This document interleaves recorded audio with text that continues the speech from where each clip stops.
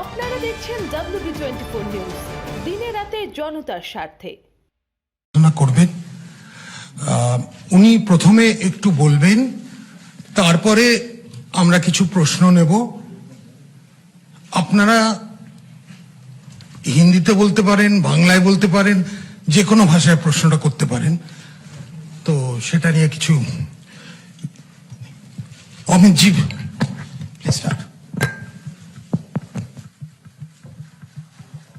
চালু করো ভাই,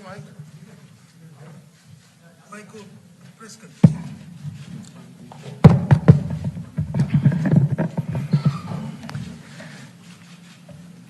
भारतीय जनता पार्टी की प्रेस वार्ता में आप सभी का हृदय से स्वागत है।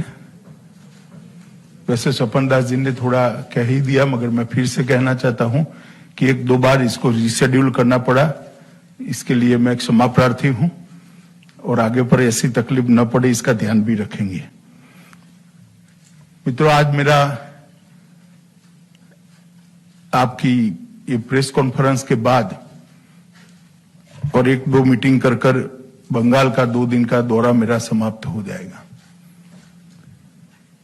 ये 2 दिन में 4 विभागों के भारतीय जनता पार्टी के कार्यकर्ता और अलग अलग समाज के कार्यकर्ताओं को मिलना हुआ। लगभग 180 से ज्यादा संस्थाओं के प्रतिनिधियों को भी एक हॉल के अंदर 2 तरफा संवाद भी हुआ है और इससे बंगाल की जो परिस्थिति मेरे ध्यान में आई है, मैं इसको आपके सामने रखना चाहता हूं। वैसे भी पार्टी से समय समय पर बंगाल की परिस्थिति के बारे में जानकारी आती ही है। 2010 में बड़े चाव के साथ 11 अप्रैल में मां माटी और मानुष के नारे के साथ बंगाल के अंदर परिवर्तन किया था। बंगाल की जनता के मन में ढेर सारी अपेक्षाएं भी थी, आशाएं भी थी और वो चाहते थे कि उनकी संवेदनाओं को उचित प्रतिसाद मिले, प्रॉपर रिस्पांस मिले। एक लंबे समय के 3 दशक के कम्युनिस्ट शासन से बिल्कुल त्रस्त होकर तृणमूल कांग्रेस और उसकी नेत्री ममता बनर्जी के हाथ में बंगाल की सत्ताओं के सूत्र बंगाल की जनता ने दिए थे। मगर आज जब पीछे मुड़कर 10 साल के बाद देखते हैं तो मां माटी और मानुष का नारा तुष्टीकरण, तानाशाही और टोलबाजी में परिवर्तित हो गया है। जो अपेक्षाएं रखी गई थी, किसी भी मानांक में तृणमूल सरकार और राज्य की मुख्यमंत्री अपेक्षाओं को पूर्ण करने में खरी नहीं उतरी है। वादे जो हुए वो खोखले साबित हुए और अपेक्षा निराशा में परिवर्तित हुई है और आशा सरकार के प्रति क्रोध और गुस्से में तब्दील हो गई है और जनता में एक अजीब प्रकार का वातावरण देखने को मिलता है। मैं जहां जहां गया, सैकड़ों की, हजारों की संख्या में लोग रोड पर आए हुए थे। जब वो भारत माता की जय, वंदे मातरम और जय श्री राम के नारे लगाते थे तो हमारे स्वागत के लिए कम थे, ममता जी पर गुस्से के कारण ज्यादा दिखाई पड़ते थे। एक आंख में तो ममता सरकार की विफलताएं और असंवेदनशील शासन के प्रति गुस्सा दिखाई पड़ता था और दूसरी आंख में मोदी जी के नेतृत्व में भारतीय जनता पार्टी ही इसको बदल सकती है, ऐसी आशा दिखाई पड़ती थी। इसका कारण है बीजेपी का एक ट्रैक रिकॉर्ड है। जहां जहां भारतीय जनता पार्टी का शासन रहा, चाहे वो बीमारू राज्य हो पहले बिहार, राजस्थान, मध्य प्रदेश और छत्तीसगढ़ हमारा शासन आया, वहां पर हमने स्थिति को बदला है। गुजरात के अंदर भी स्थिति को अंदर परिवर्तन लाए हैं। देश के अंदर सुशासन का एक नया मार्ग भारतीय जनता पार्टी ने मल्टी पार्टी डेमोक्रेटिक सिस्टम के अंदर सेट किया है। और केंद्र में भी मोदी जी की सरकार बनने के बाद 5 ही साल में लगभग 60 करोड़ गरीबों के जीवन स्तर को ऊपर उठाने का काम भारतीय जनता पार्टी की सरकार ने किया। चाहे धन धन का अकाउंट देना हो, उसको अर्थतंत्र के साथ जोड़ना हो, चाहे घर देना हो, घर के अंदर गैस का सिलेंडर देना हो, बिजली देनी है, शौचालय देना है और अब शुद्ध पीने का पानी देना है। किसानों को हर साल 6,000 रुपया देना और गरीबों को 5 लाख तक की स्वास्थ्य की सुविधाएं देना। एक नया आशा का संचार 60 करोड़ गरीबों के लिए किया है। और मैं बंगाल की जनता को आश्वस्त करने आया हूं कि आपने कांग्रेस को भी एक मौका दिया, कम्युनिस्टों को भी मौके बार बार दिए और 2 बार ममता दीदी को भी दिया। एक मौका मोदी जी के नेतृत्व में भारतीय जनता पार्टी को दे दीजिए। हम 5 साल में सोनार बांग्ला बनाने का आपको वादा करते हैं। हमारा लक्ष्य स्पष्ट है, बंगाल के अंदर विकास हो, देश की सीमाएं सुरक्षित हो, बंगाल के अंदर घुसपैठ रुके। तृणमूल कांग्रेस का एकमात्र लक्ष्य है, दीदी का एकमात्र लक्ष्य है कि अगली टर्म में भतीजे को मुख्यमंत्री बना देना। अब बंगाल की जनता को तय करना है कि परिवारवाद चाहिए या विकासवाद चाहिए। बैड एडमिनिस्ट्रेशन का एक नया सूत्रपात, एक नया अध्याय ममता बनर्जी के नेतृत्व में बना है। उन्होंने एडमिनिस्ट्रेशन का राजनीतिकरण कर दिया है, राजनीति का अपराधीकरण कर दिया है और भ्रष्टाचार को इंस्टीट्यूशनलाइज कर दिया है। और शायद ही कोई राज्य में ये तीनों चीजें हुई होगी। एक भी होती थी तो राज्य के पतन के लिए वो जिम्मेदार होती थी। यहां तीनों की तीनों चीजें बहुत स्किलफुली और बहुत सफल तरीके से ममता जी ने आरोपित करी है, प्रत्यारोपित करी है। मैं फिर से रिपीट करना चाहूंगा, एडमिनिस्ट्रेशन का संपूर्ण राजनीतिकरण करा है, राजनीति का संपूर्ण अपराधीकरण करा है और भ्रष्टाचार को इंस्टीट्यूशनलाइज करने का काम ममता बनर्जी ने किया है। भ्रष्टाचार के उदाहरण मैं देना नहीं चाहता, कई बार मैं बंगाल की जनता और आप लोगों के सामने बोल चुका हूं, पूरी सूची है मेरे पास, आप पूछोगे सवाल में तो बता भी दूंगा। मगर साइक्लोन और कोरोना की महामारी में भी, सहायता में भी भ्रष्टाचार करने से तृणमूल की कैडर नहीं चुकी है, पीछे नहीं पड़ी है। ये इसका सबसे निकृष्ट और लेटेस्ट उदाहरण है। तुष्टीकरण से बंगाल की जनता के बहुत बड़े वर्ग के मन में क्या हम सेकंड ग्रेड सिटीजन है, ऐसा असुरक्षा का भाव खड़ा हुआ है। ढेर सारे मामले हैं तुष्टीकरण के, और तुष्टीकरण यहां तक पहुंचा कि एक प्रकार से बंगाल में 3 कानून हैं, एक अपने भतीजे के लिए, दूसरा अपनी वोट बैंक के लिए और तीसरा आम बंगाली के लिए। शायद ही देश में कोई एक राज्य होगा जहां 3 कानून चलते होंगे। कानून की पुस्तक में तो एक ही कानून है, मगर इंप्लीमेंटेशन के लिए 3 कानून है। भतीजे के लिए अलग है, अपनी वोट बैंक के लिए, वोट बैंक से आप समझ ही रहे हो मैं क्या कह रहा हूं, और बंगाल की जनता के लिए एक अलग कानून है। इस प्रकार का शासन शायद ही हमने देखा है। अभी अभी मैंने देखा ममता दीदी गड्ढे भरने का वादा कर रही है। मेरा उनसे विनम्र सलाह है, मैं आयु में छोटा हूं मगर राजनीति बहुत देखी है मैंने, पूरा देश घुमा हूं, कि दीदी अब गड्ढे भरने से कुछ नहीं होगा, जनता के भरोसे में बड़ा गड्ढा भर गया है, वो 6 माह में कभी भरा नहीं जा सकता। तो अब आप निरर्थक प्रयास रहने दीजिए। महिला सुरक्षा एक महत्वपूर्ण मुद्दा होगा। मैं अभी आया तो उन्होंने कोई और राज्यों के बलात्कार के उदाहरण देकर सोशल मीडिया में कुछ सवाल खड़े किए। मैं आज ममता दीदी को शार्प क्वेश्चन पूछना चाहता हूं कि 2018 के बाद आपने नेशनल क्राइम रिकॉर्ड ब्यूरो को आपके राज्य के, बंगाल के गुनाह के आंकड़े, क्राइम का रिकॉर्ड क्यों नहीं भेजा है? क्या छिपाना है आपको और क्यों छिपाना है? देश की जनता, दुनिया और बंगाल की जनता जानना चाहती है कि बंगाल के लॉ एंड ऑर्डर की सिचुएशन क्या है। क्यों आप नेशनल क्राइम रिकॉर्ड ब्यूरो को सब राज्य अपने आंकड़े भेजते हैं? भेजना नहीं चाहती हूं। मेरे पास 2018 के आंकड़े हैं।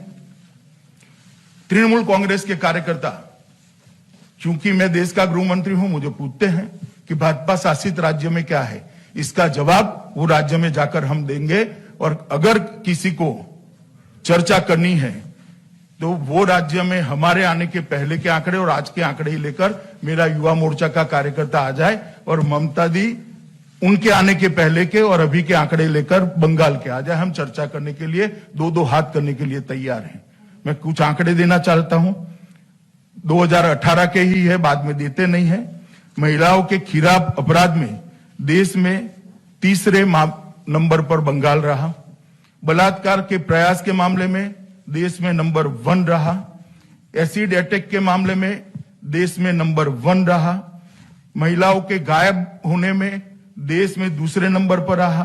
गायब महिलाओं को न ढूंढ पाने के मामले में देश में नंबर 1 रहे। और 2018 में महिलाओं के प्रति जो अपराध है उसको सजा कराने का जो दर था वो बंगाल में 5.3% था, जबकि देश में 23% है। क्या ममता दीदी आप जवाब देगी? आप स्वयं एक महिला हो। बंगाल की जनता, बंगाल की महिला क्यों असुरक्षित है? मुझे लगता है मुझे सवाल पूछने की जगह आपको आत्मनिरीक्षण करने की जरूरत है। आज शायद बंगाल राजनीतिक कार्यकर्ताओं की हत्या में देश में सबसे ऊपर है। विगत 2.5 साल के अंदर भारतीय जनता पार्टी के 100 से ज्यादा कार्यकर्ताओं की हत्या हुई है। मैं बंगाल के मुख्यमंत्री को कहना चाहती हूं कि आप इस पर एक व्हाइट पेपर निकालना चाहेगी क्या? स्थिति को स्पष्ट करना चाहेगी क्या? कितने राजनीतिक कार्यकर्ता, चाहे वो भाजपा के हो, चाहे कम्युनिस्ट पार्टी के हो, चाहे कांग्रेस के हो, या तो आरटीआई एक्टिविस्ट हो, कितने लोगों की हत्या हुई? एफआईआर रजिस्टर होने के बाद कितने लोगों को अरेस्ट किया गया? कितने लोगों को चालान करे गए और कितने लोगों को सजा करा पाए? आपको आश्चर्य होगा, अधिकांश केसों के अंदर अरेस्ट ही नहीं हुई है, चार्जशीट ही नहीं हुई है। इस प्रकार का शासन बंगाल का भला नहीं कर सकता। घुसपैठ बेरोक टोक चल रही है। जिस देश की, जिस राज्य की सीमाएं सुरक्षित न हो, वो राज्य में विकास कोई मायने नहीं रखता है। मोदी जी का एक ट्रैक रिकॉर्ड रहा है। मोदी जी ने बंगाल के विकास के लिए ढेर सारे काम किए हैं। मेरे पास पूरा सूची है, मगर मैं इसमें समय ज्यादा देना नहीं चाहता। मेरी पार्टी की ओर से सूची आपको प्रेस नोट के साथ एनक्लोज कर दे दी जाएगी। मगर मैं इतना ही कहना चाहता हूं, बंगाल में एक ऐसी सरकार ला दीजिए जो मोदी जी के विकास के प्रयासों को बंगाल की जनता तक पहुंचाए, क्योंकि 80 से ज्यादा केंद्रीय योजनाओं का इंप्लीमेंटेशन पूरे देश में सबसे पुअर है, सबसे खराब है तो बंगाल में है। मैं 2 ही योजनाओं का आपको उदाहरण देना चाहता हूं। प्रधानमंत्री आयुष्मान भारत योजना एक ऐसी योजना है जिसके तहत देश के 60 करोड़ गरीबों को 5 लाख तक का सारा स्वास्थ्य का खर्चा फ्री ऑफ कॉस्ट भारत सरकार दे रही है। और अब तक लगभग 1.5 करोड़ लोगों ने अपने ऑपरेशन आयुष्मान भारत योजना के तहत करा दिए है। मगर दुर्भाग्य की बात है कि बंगाल के एक भी व्यक्ति इसमें ऑपरेशन नहीं कर पाई। किसान सम्मान निधि, हर किसान के खाते में सीधा 6,000 रुपया, कोई बीच में कैडर नहीं है, कोई टोलबाजी नहीं है, कोई कमीशन नहीं है। बैंक अकाउंट में सीधा 6,000 रुपया मोदी जी भेजते हैं, मगर यहां से किसानों की सूची और बैंक अकाउंट नहीं देते हैं। अब तक 95,000 करोड़ रुपया देश भर के किसानों को गया है, मगर बंगाल के किसानों को कुछ नहीं मिला है। मैं पूछना चाहता हूं, बंगाल के किसान का गुनाह क्या है? क्यों उसको ये 6,000 रुपया नहीं मिलता है? क्यों बंगाल के गरीब को ये 5 लाख तक की सुविधा नहीं मिलती है। ऐसी ढेर सारी योजना है और हर महीने एक पत्र लिखती है कि ये पैसा हमें दे दो। मुझे तो कोई आपत्ति नहीं है, मगर इसके रूल्स बने हैं देश भर में। हमारे एक कार्यकर्ता ने कहा कि साहब ये क्यों मांग रही है, आपको मालूम है? मैं नहीं मांगता, मैं नहीं समझता क्यों मांग रही है। मैं कहना नहीं चाहता क्योंकि सार्वजनिक जीवन की सूचिता नहीं रहती। ये पैसा कैडर की भेंट चढ़ जाएगा अगर उनके हाथ में गया तो। मगर मैं बंगाल के किसानों को आश्वस्त करना चाहता हूं, आप चिंता मत करिए, मई के बाद आपके अकाउंट में ये पैसा सीधा मोदी जी भेजने की व्यवस्था करेंगे और आपके अकाउंट में पैसा आएगा, क्योंकि मई के बाद यहां पर भारतीय जनता पार्टी की सरकार बनानी है। मित्रों, योजनाओं के नाम बदलकर अपने नाम पर रखना और अपनी योजना कर प्रचारित करना, इससे बंगाल का भला नहीं होगा। समग्र स्थिति का विहंगावलोकन अगर करते हैं, उसका एक असेसमेंट लेते हैं, जायजा लेते हैं, तो ये निश्चित रूप से मैं आपको कहता हूं कि आने वाले चुनाव में बंगाल में हम 200 से ज्यादा सीटों के साथ भारतीय जनता पार्टी की सरकार बनाने जा रहे हैं। 200 सीट। ये सभागार के अंदर बहुत सारे पत्रकार हैं। जब प्रेस क्लब के हॉल के अंदर मैंने 22 सीटें कही थी, आपके चेहरे की मैंने मुस्कान देखी थी। इस बार आप नहीं हंसते हो, इतना अच्छा है, क्योंकि 18 सीटें हम जीत चुके हैं। मैं फिर से एक बार रिपीट करना चाहता हूं कि इस बार मुस्कुराने का टाइम मेरा है। 200 से ज्यादा सीटें जीतकर भारतीय जनता पार्टी यहां सरकार बनाने जा रही है और यहां पर तृणमूल का शासन समाप्त होने जा रहा है। ये बंगाल की जनता का मिजाज है, मोदी जी के प्रति बंगाल की जनता का विश्वास है और मोदी जी को बंगाल की जनता का आशीर्वाद है। जिस जनता ने लोकसभा में इतना अच्छा प्रतिसाद दिया है, वो जनता बंगाल के भले के लिए भी हमें जरूर एक मौका देगी, इसका मेरा भरोसा है। मैं फिर से बंगाल की जनता को करबद्ध निवेदन करने आया हूं कि आप भारतीय जनता पार्टी को एक मौका दीजिए। नड्डा जी के नेतृत्व में भारतीय जनता पार्टी बंगाल के चुनाव को बहुत गंभीरता से ले रही है, क्योंकि इसके साथ देश की सुरक्षा भी जुड़ी हुई है और देश का एक अति पिछड़ा गरीब जनता के भले का भी सवाल है। दोनों मुद्दों को लेकर हम बंगाल की जनता के बीच में भी जाएंगे और परिवर्तन तक इसको ले जाएंगे, इसका मुझे भरोसा है। अब आप आपके सवाल पूछ सकते हो। উৎসবের প্রাঙ্গণে আনন্দের আগমনে শুভ হোক আগামী। এই শুভেচ্ছা বার্তায় স্টার মোটরস নিয়ে এসেছে উপহারের ডালি, যেখানে পাবেন ঠিক মনের মতন অফার। এবারের পুজোর আনন্দকে আরো এক ধাপ বাড়িয়ে তুলতে চলে আসুন স্টার মোটরসে। ঠিকানা ঠিক ঢোলাহাট জুমাই নস্কর রোড, জিও অফিসের সন্নিকটে। ন্যূনতম ডাউন পেমেন্ট ক্যাশ ডিসকাউন্টে আছে 2100 টাকার ছাড়। বিশদ জানতে ফোন করুন 9593666131 অথবা 6294487738 এই নম্বরে। এবার পুজোয় বাজিমাত, স্টার মোটরস সঙ্গে থাক। আনন্দধারার মাঝে চাহিদায় মন সাজে, পুজো হোক ইয়ামাহার সাথে। মনের মতন গাড়ির সম্ভার নিয়ে উৎসবের মাঝে হাজির ইয়ামাহা। নজরকাড়া অফার, এক্সট্রা মাইলেজ, প্রতিটি গাড়ির ওপর থাকছে 3000 টাকা পর্যন্ত বিশেষ ছাড়। কোনো দিকে না তাকিয়ে ন্যূনতম ডাউন পেমেন্টে গাড়ি কেনার স্বপ্ন পূরণ করুন। চলে আসুন আমাদের শোরুমে। ঠিকানা কাকদ্বীপ রোড, নিশ্চিন্তপুর, চৌরাস্তা মোড়ের তারা মা অটো স্ট্যান্ডের সন্নিকটে। আমাদের ফোন নাম্বার 7719111349 অথবা 9123745185। আমাদের ভিডিও পেতে সাবস্ক্রাইব করে বেল বাটনে ক্লিক করুন। ভিডিওটি ভালো লাগলে লাইক ও শেয়ার করুন।